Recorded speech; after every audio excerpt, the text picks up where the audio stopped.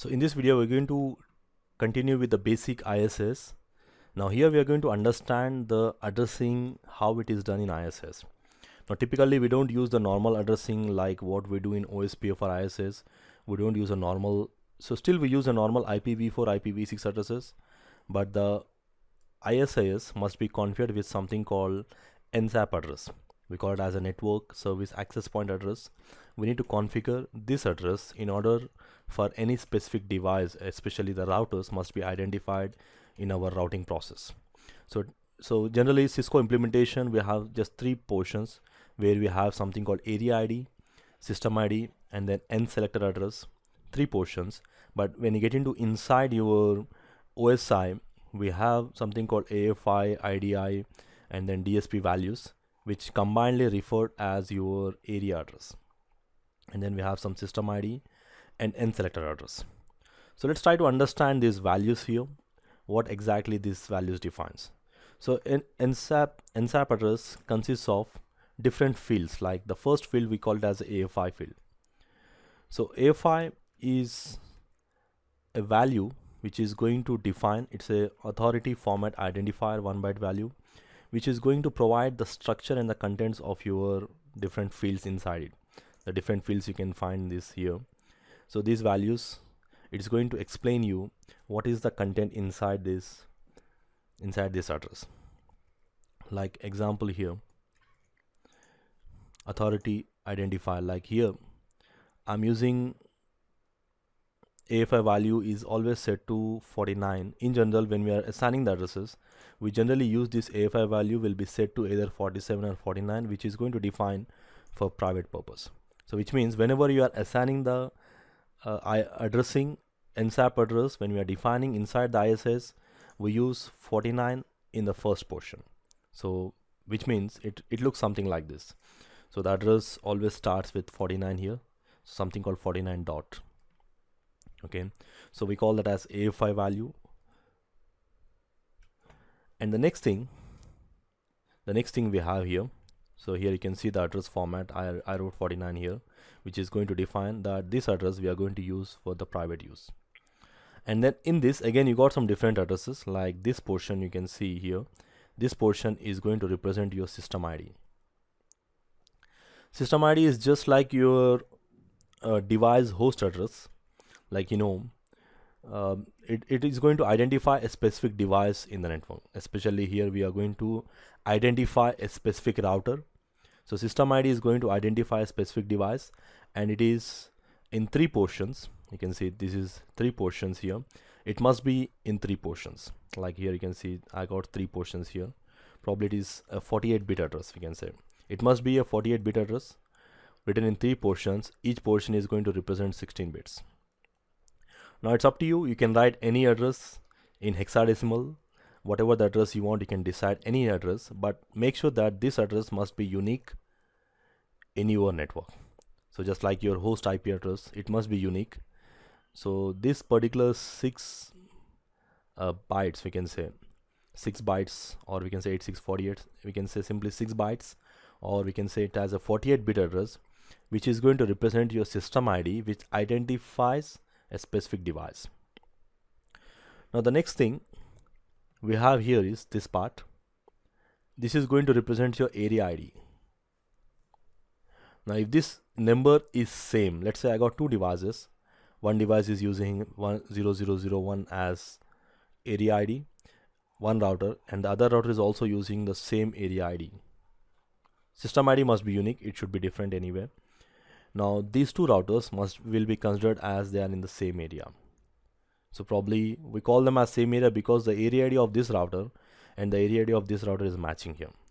So now this number, there is no specific length for this. You can write either 16 bits you can write, or you can write 32 bits, you can write 48 bits. So there is no specific length mandatory you should use, but the system ID must be 48-bit address, and this numbers represents your area ID, and 49 actually represents is that you are using them for the private purpose. So it must be either 47, 49, which are standard numbers which are going to be used.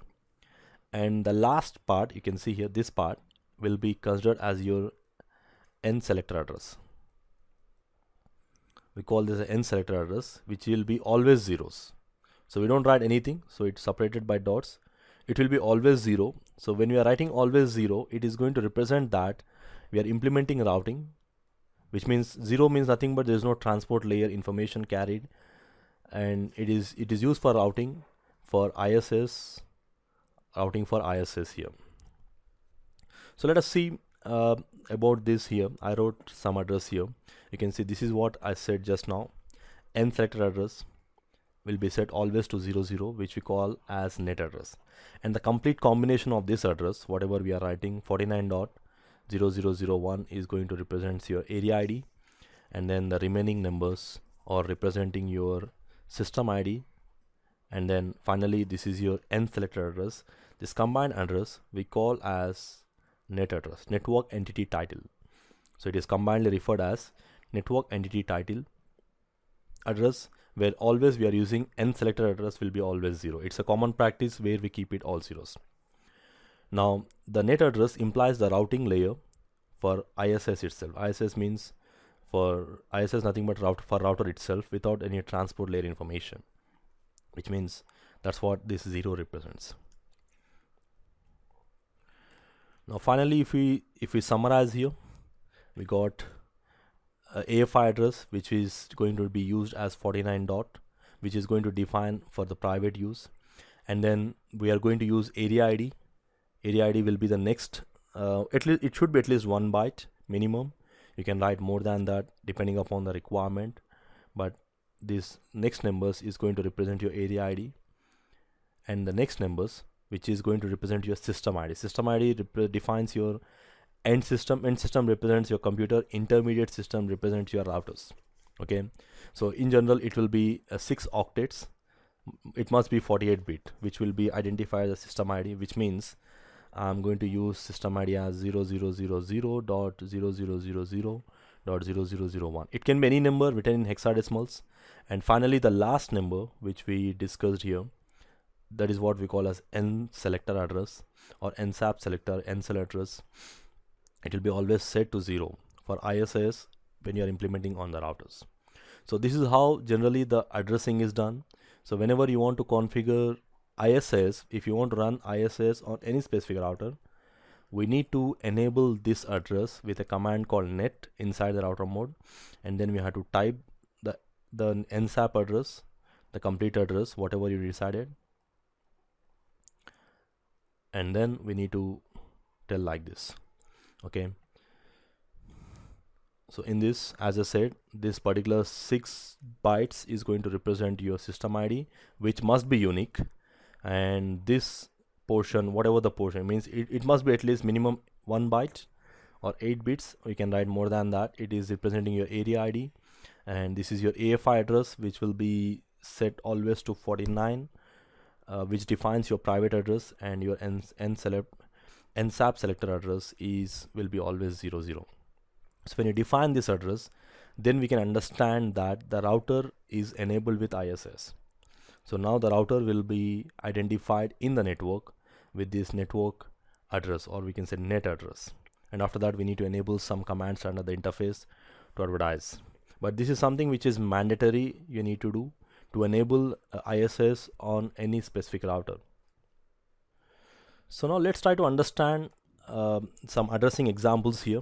Like I put some examples here where it is going to define the routers in a same area or different area. Like I got these routers, all these routers are in the same area.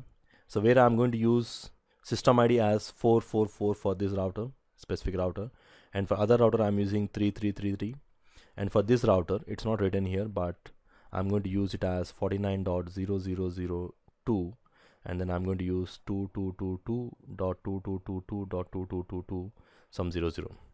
And if you see one thing common in these 3 routers, you have a same area ID. Now based on this number, we can identify whether the routers are in the same area or different area. So when you see this number is not same, in that case you have to understand they are in different areas. And if you see these numbers are matching and they are same, we call them as they are in the same areas. Now system ID, it must be unique, that is for sure. And similar way, if I take this example here, so I'm using 49.0001 as my area ID for these routers, and you can see system ID is different here.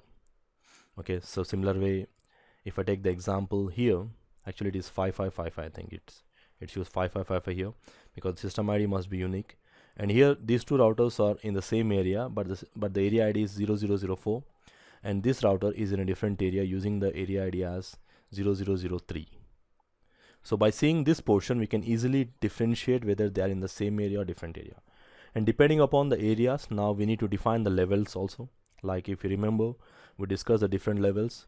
Now if I configure this router as level 1, it is going to work. So one thing we need to remember, level 1, level 2 is default level, and it works with all the types of routers, which means it will communicate with internal routers as well as it will communicate with external routers. But it's recommended to specifically define the routers either level 1 or level 2 or level 1, level 2 depending upon the requirement.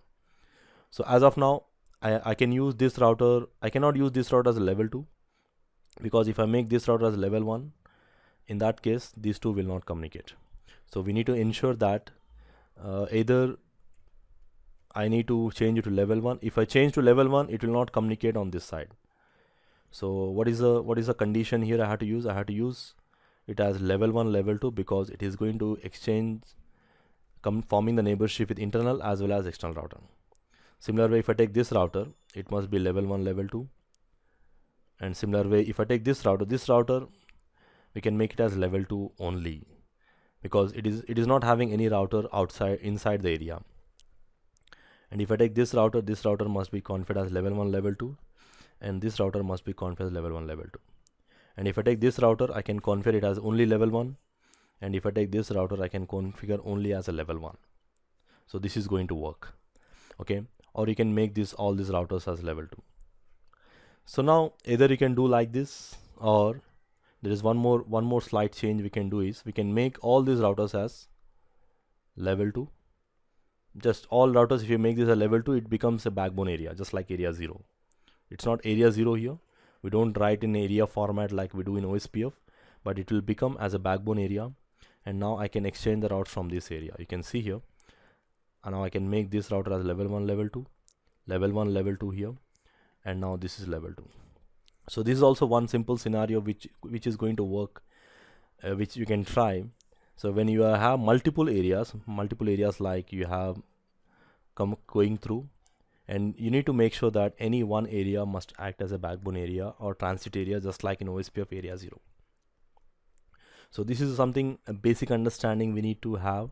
And once we understand the addressing, like the first thing we need to understand the levels, and the next thing we need to understand how they will be identified as same area. Like if this number matches, we consider them as same area. If that doesn't matches, it will be considered as a different area. So understanding the NSAP address. So these are the two basic things we need to understand before we get into the labs, because when we are configuring the ISS on any specific routers, the first thing we need to define the NSAP address. And then once we define, we need to ensure that the level type should be same, or so we need to manipulate the levels also depending upon the requirement. So especially when you're doing some troubleshooting, so these levels is a major thing we need to check, because sometimes you misconfigure the levels, you may come into some errors where you will not see the neighborship or you will not see the exchange of the routes. The first thing we need to check the NSAP address. That's the first thing. And the next thing we need to check is the level types, whether it is according to the scenario or not.